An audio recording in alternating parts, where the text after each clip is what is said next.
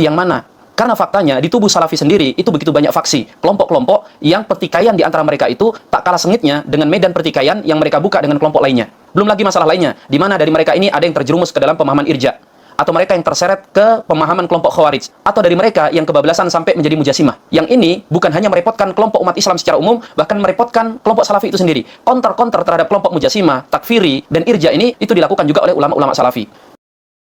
Yang pertama, bahwasanya para ulama membagi tauhid menjadi 3, itu sebenarnya dalam rangka untuk memudahkan penjelasan.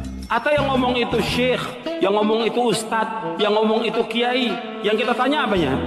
Dalilnya mana? Yang membagi tauhid siapa? Yang bagi tauhid adalah manusia itu sendiri, orang-orang musyrikin yang menyimpang. Orang-orang musyrikin yang menyimpang. Dalilnya mana? Dalil. Coba antum berusaha sebagai seorang muslim dan muslimah agak kritis gitu.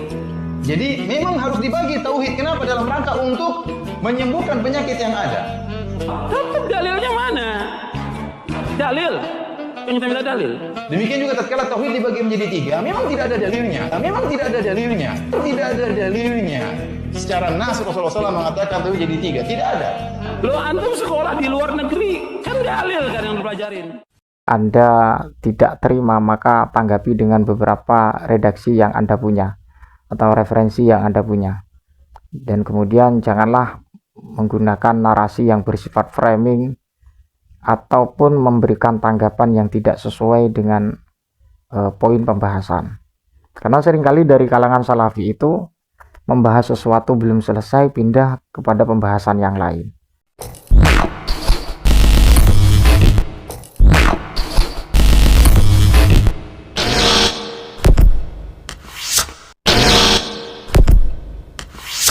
Assalamualaikum warahmatullahi wabarakatuh.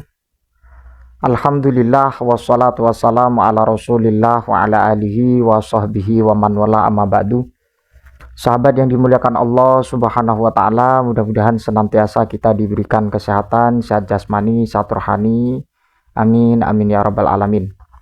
Pada kesempatan kali ini saya akan mereaction apa yang disampaikan oleh seorang ustadz yang berpaham Ahlus Sunnah wal Jamaah, yang tentunya apa yang disampaikan beliau ini yaitu apa yang menjadi poin pokok atau faham daripada kelompok Salafi Wahabi. Beliau secara tegas menyimpulkan beberapa kerangka yang berkaitan dengan faham Salafi Wahabi, yang tentunya tidak lepas dari berbagai literatur atau redaksi yang disampaikan oleh beliau.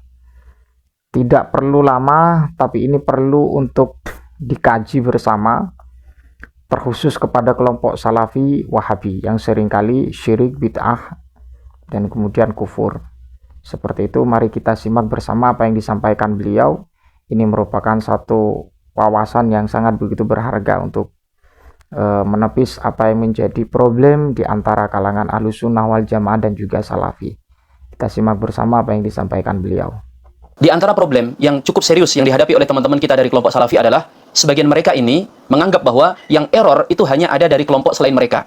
Ada semacam anggapan jika sudah berada dalam Salafi itu berarti sudah ada jaminan keselamatan, karena yang mereka ikuti adalah pemahaman yang paling lurus yang dicontohkan oleh salaful ummah. Padahal pertanyaannya, Salafi yang mana?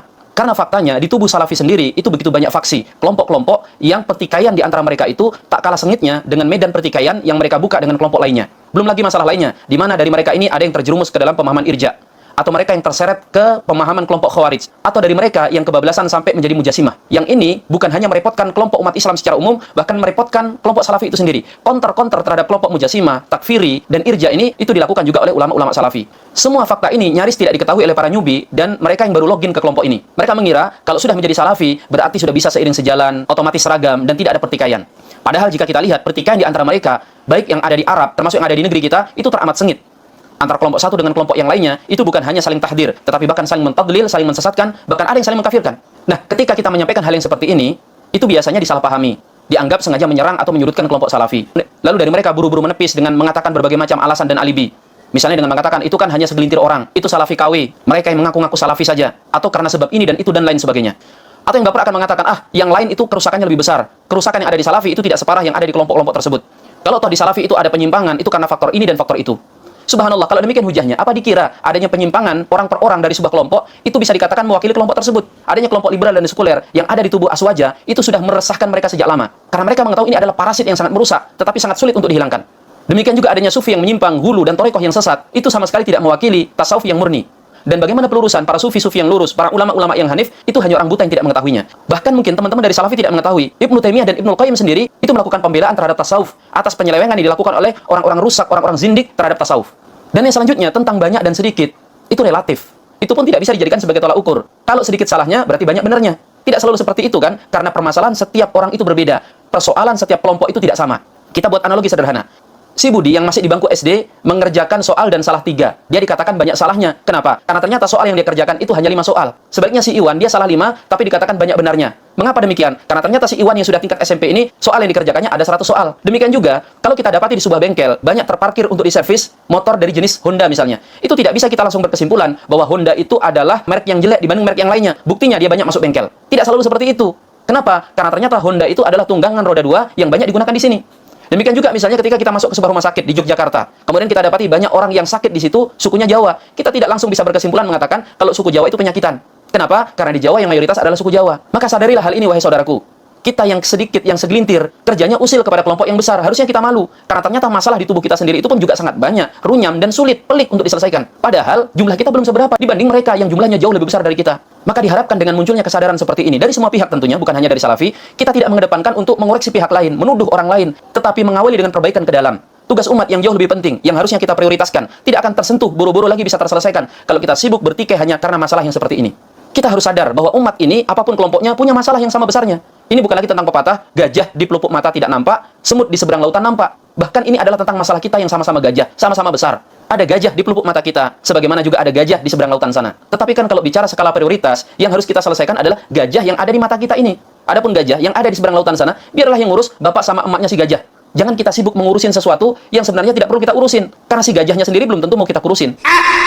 Dan nasihat yang seperti ini bukan berarti bahwa islahul ummah, memperbaiki kerusakan di tengah umat, atau amar ma'ruf nahi munkar, itu bukan perkara yang tidak penting. Atau hanya boleh dilakukan oleh kelompok tertentu. Tidak seperti itu. Ini penting. Tetapi karena pentingnya, yang terjun ke sana adalah orang penting. Bukan orang yang penting ngomong. Apalagi para konten kreator yang minim ilmu, fakir akhlak. Dengan cara inilah kita bisa bersatu. Karena sesungguhnya umat ini adalah satu dan padu. Allah Subhanahu wa taala berfirman, "Inna hadhihi ummatukum ummatan wahidah, wa ana rabbukum fa'budun." Sesungguhnya kalian itu adalah umat yang satu dan aku adalah satu-satunya Tuhan kalian. Maka sembah.